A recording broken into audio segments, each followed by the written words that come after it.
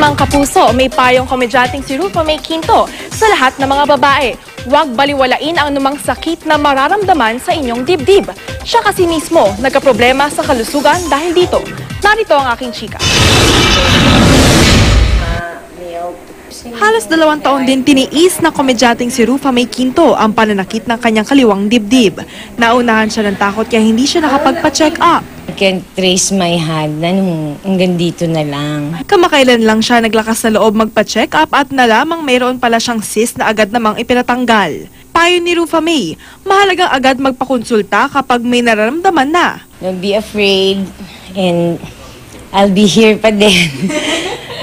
Para sa bayan, makaka-go. Pero paglinaw ni Rufa May, all natural daw siya at hindi daw siya nagpadagdag ng kanyang dibdib.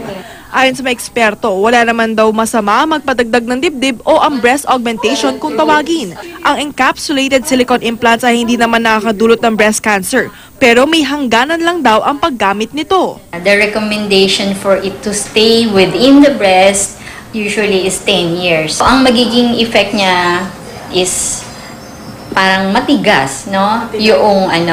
Yung feel ng breast. Ang actress si Rosana Roses, pinag-iisipan naman magpa-resize ng kanyang mga dibdib. Sakit na rin kasi sa likod. Tapos na kasi yung ano niya, parang boundary na to yung dibdib ko.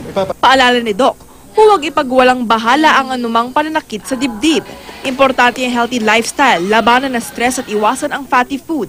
Buwan-buwan din dapat mag-breast self-exam at magpa-mammography test kapag edad 40 pataas.